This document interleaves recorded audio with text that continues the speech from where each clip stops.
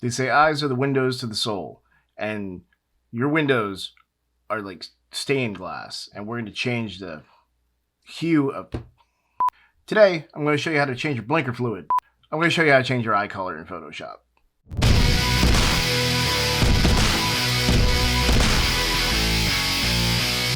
Welcome back, everybody. This is Ed from Dodging Karma Design, where designs become graphic, and I want to thank you so much for showing up again this week as we talk about everything from photography to Photoshop.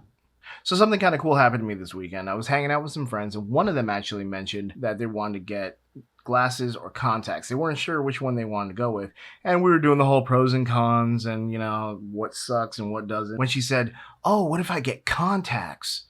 Oh, I wonder if I can get the type that changed my eye color." And then that evolved into, man, I wish I knew Photoshop so I could just see what eye color looks good on me, and then I could use that. Then there was an eerie silence and everybody stared at me.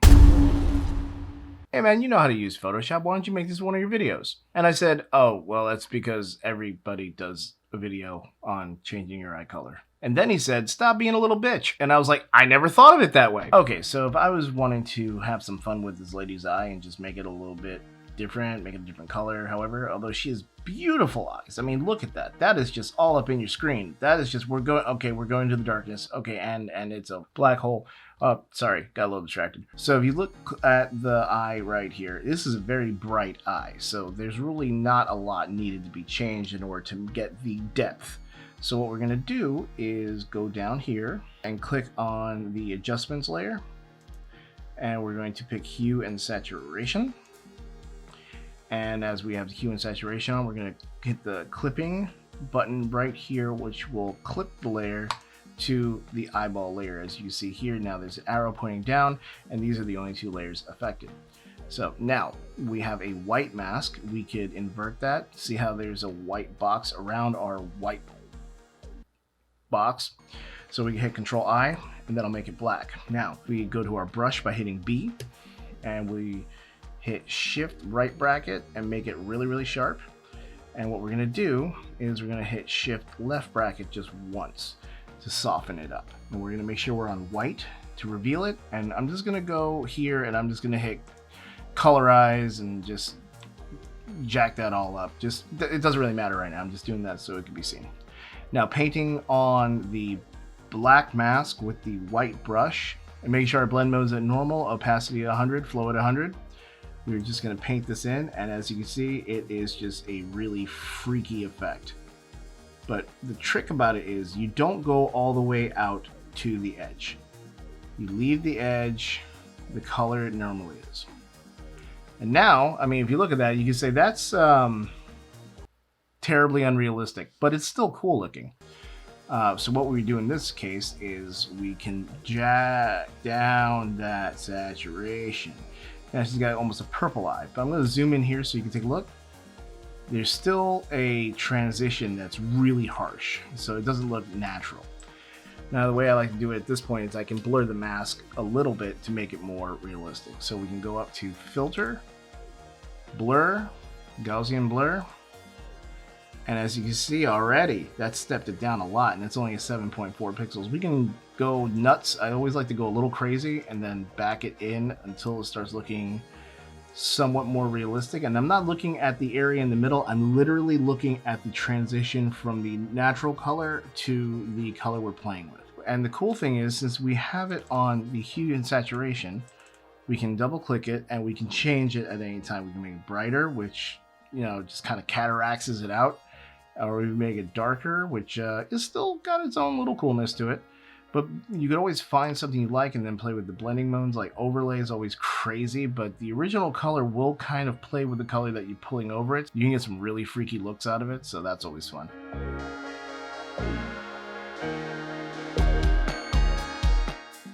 I happen to dig hue. You can turn that on and off and see the difference. Still very, very cool. Let's say you wanted that secondary color from the middle to come through.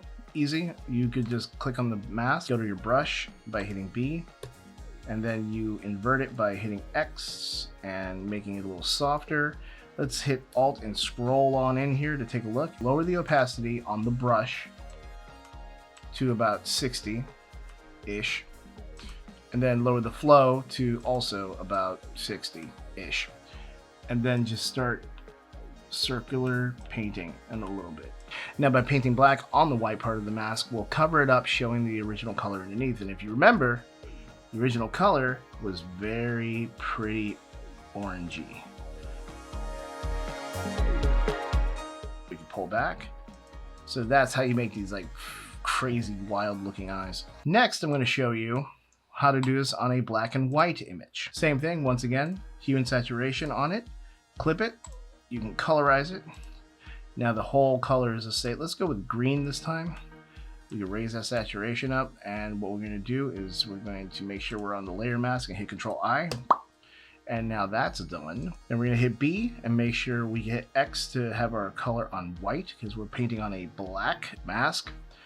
And we're going to hit Shift right bracket until it's the hardest it can go, and then Shift tap back once or twice, and then we can make it pretty big and just start painting in the middle.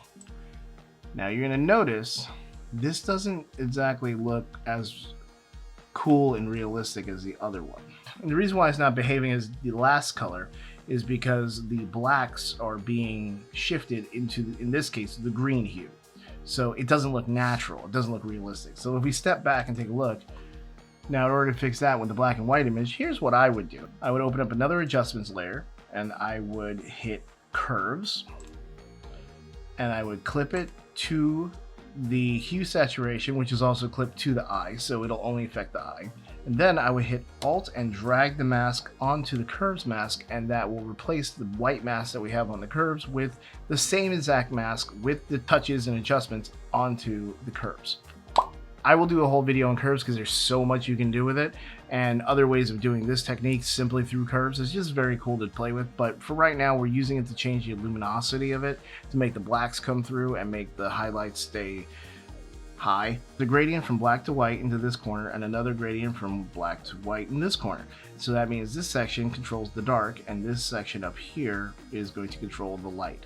So I like to click right in the center, and that makes like an anchor point, just like stabs it right there. And then between these four boxes, I just push this up just a hair, and as you can see, that makes it, the brights a little brighter. And it's very subtle, you don't need much, try not to be heavy-handed. And then down here we do the same thing, click right in the center, and then just draw it down. And now, if you pull back, it's still highly unrealistic, but very cool.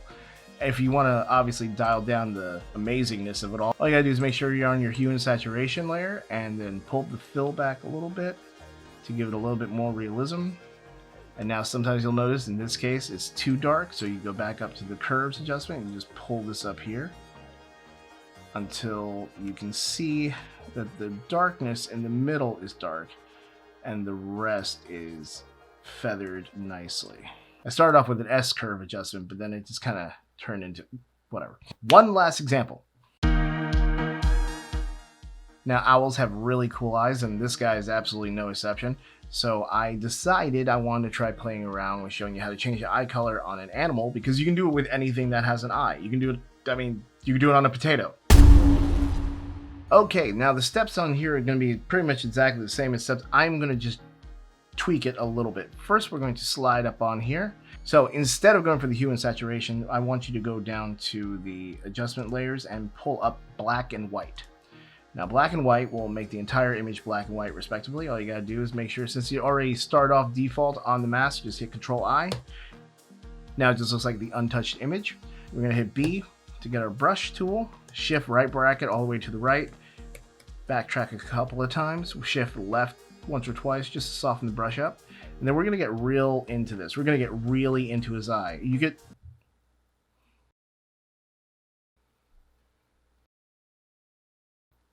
see the dude taking the picture. And we're going to paint it all in, just trying to stay as close to the eye internals as possible without actually going over to the eyelid. I would suggest at times stopping and then clicking and continuing. And the only reason why I would suggest doing that is what you do not want to do is have it all so perfect and you spend so much time just getting it just right, and then oh no.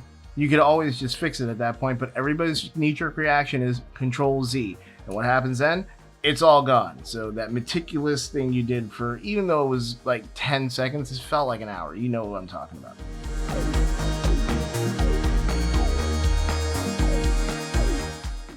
Then we take it back and look at him. He looks good, like the mighty gray-eyed owl. Was that a Game of Thrones thing?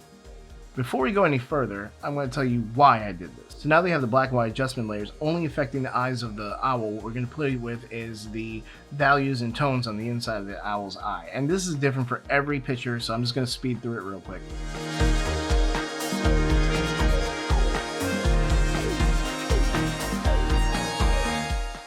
Fantastic. The reason why I did that is I wanted to have the textures that are inside the eye come through just a little bit more.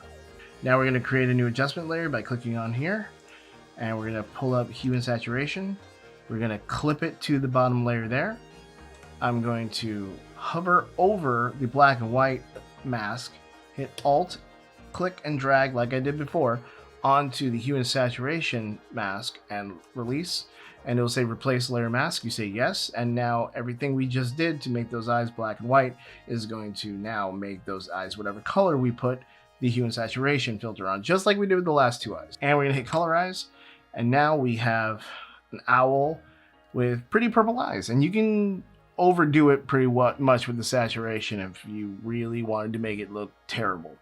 Now the guy in the eyeball and the entire area around him is now purple. So all we got to do is go back up to the hue and saturation mask, hit B for our brush, make sure we hit X to change it to black, hit Shift right bracket to make it as sharp as humanly possible, and then hit Shift left bracket just about once and make it pretty big. We could actually probably consider it just a little bit smaller than the actual pupil, because what you want to do is by clicking and dragging just kind of stay as close to the iris as possible without actually touching it. Do the same thing to the next eye. So what we do now is we go back up to the hue and saturation mask, hit Alt, click and drag back down to the black and white mask. And now that will take all those changes we did to the hue and saturation mask and add that to the black and white mask. When you do that, look closely, the real light will come through. Now we have a cool blue coming through those lights. So now we've done all that work, I want you to hit Control Shift Alt E, and that will take all of the layers and merge them into one. Now it's not like you normally would, because that would literally take all the layers and pop into one. You'll have one layer left. This actually takes all the layers that are visible and merge it into one as a separate layer. So again, working non-destructively, definitely a habit you need to get into. So now I'm just going to throw another hue of saturation on the owl's eye and play with the coloring a little bit, just make it a little bit cooler.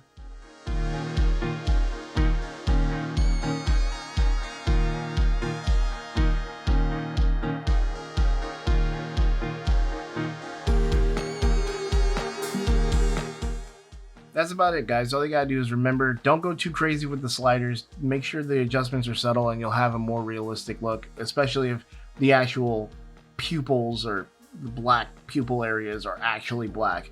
Unless, of course, there's a catch of light in there, and then there's a lot going on with the eyes, okay? This is just a fun way of saying, I wonder what contacts I could have.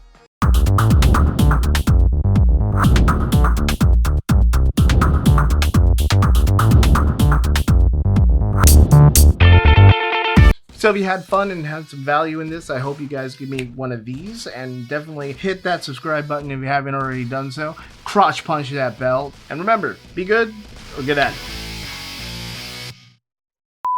As if I was about to whap out. As if I was about to whap it out. You wascally whap it. Just whap it out. Sounds so bad.